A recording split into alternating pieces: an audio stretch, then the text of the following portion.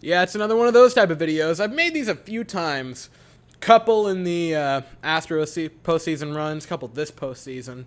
It's one of those games. It's one of those videos, my dear ladies and gentlemen. No notes, just emotions. Hi, I'm Weston, by the way. I love talking about the Rangers. I'm here to talk about Game 5 of the Eastern Conference Finals, where the Rangers lose 3-1, basically 2-1 to the Tampa Bay Lightning. They take a 3-2 series lead, and the Rangers head to Tampa for Game 6 on Saturday, behind the 8-ball, facing elimination.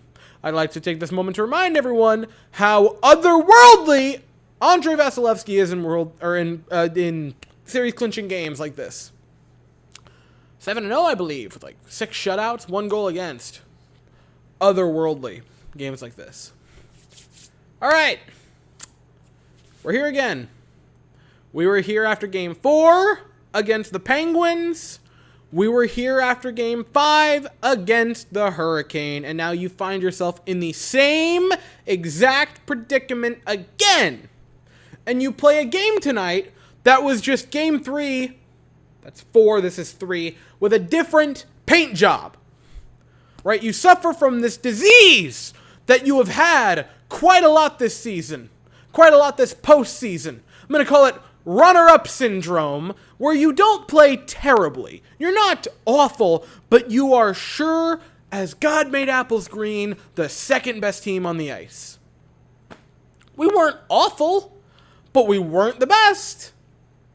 You had some scoring looks. That's the key thing for tonight. The Rangers had a lot of good looks. Not a lot of great shots on net. I think the best example of a great look was Ryan Strome having all the daylight in the world on Vasilevsky's blocker side. All the daylight in the world on the net! And he can't even make contact with the puck. The most basic thing you're taught is just keep your stick on the ice when you're that close to the blue paint. That's just, you gotta keep your stick on the ice there. Right? Both goals tonight, the Rangers allowed. I'm not even going to talk about the empty netter. It's irrelevant. Both goals that we allowed, massive screens in front of Shesterkin. They were both kind of egregious. And that's the thing. Second one, I love Keandre Miller. He was immaculate in this game. He was fantastic. So many great plays. I thought the stick lift call against him was garbage for hooking. That's just a stick lift. But this one, Keandre, buddy, I love you. I am one of your biggest defenders, one of your biggest fans. Man, you are big. You are 6'5", like 220, 225. Move furniture in front of the net, man. You got the size. Shove them away like rolling chairs. Just massive screens in front of Shesterkin. He can't see a damn thing because Lightning make a whole lot better doors than windows. And we're here again. We're here again. You face elimination in Game 6. And that's the thing. That's the strangest thing about the Rangers this postseason. Is they look bad in series until they face elimination. Until they face elimination. First 2 series, you play, 14 games. And in 5 of them, you face elimination. In those games, you were 5-0! 5-0 when facing elimination.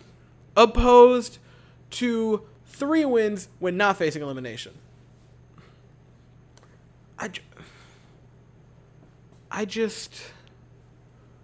We're here again. We're actually here again. You were 20 minutes away from a 3-0 series lead in Game 3.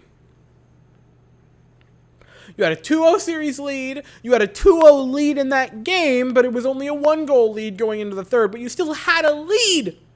That close. And now, I've said it 1,000 times, but you let them off the mat, and now we're on the mat. But apparently that's where we like to be, because we're 5-0 when on the mat and the foot against our throat. But this is not the Penguins. This is not the Hurricane. It's the Tampa Bay Lightning. And you could have finished them when you had the chance. You didn't. And now, if you thought Game 6 was hard against the Penguins on the road, if you thought Game 7 was hard against the Canes on the road, oh, buddy, boys, do I have news for you. Game 6 on the road in Tampa is going to be like nothing this team has ever faced before. Nothing. This is going to be a new breed of challenge for the Rangers going into Game 6. That is going to be nearly impossible to find a way to win that game. But you know what? Because this team is the weirdest team on the planet, because they are so freaking weird, we're probably going to lose in 7. We're probably going to see a Game 7. Because that's what it is, right? We can't just lose or win quickly. It has to be in 7. We're probably going to have 7 games, or we're going to get killed. Right? That's a possibility. We might get absolutely smoked in Tampa in Game 6. I could see that. I could see a game where we lose like 5-0. Or I could see a game because the Rangers just simply refuse to stop, where we go to Game 7. And I hope you find a way to force Game 7. That'd be fun. That'd be great. Oh, imagine forcing Game 7. But, man, I'm sort of shocked. I'm not shocked we're here. Right? In the grand scheme of things. You tell me before this series that the Rangers would be facing elimination in Game 6. And I go, yeah, that makes sense. But you tell me that Game 6 is going to be an elimination game for the Rangers after Game 2, and I would have kind of chuckled. Been like, no, we're not going to lose 3 straight. We're not going to lose 3 straight against the Lightning. Surely we'll find a way to win one of those 3. I mean, heck, Game 5 would be back in Madison Square Garden. We'd find a way to win that game. And we just don't. We just don't. Man. I'm out of things to say. Game 6, Saturday night, 8 o'clock. It's in Tampa. Find a way to win, eh? I'd really love to see a Game 7. But that's all I have for the evening. Thank you all so very much for watching. I hope you all have an absolutely fantastic day, and as always, go Rangers.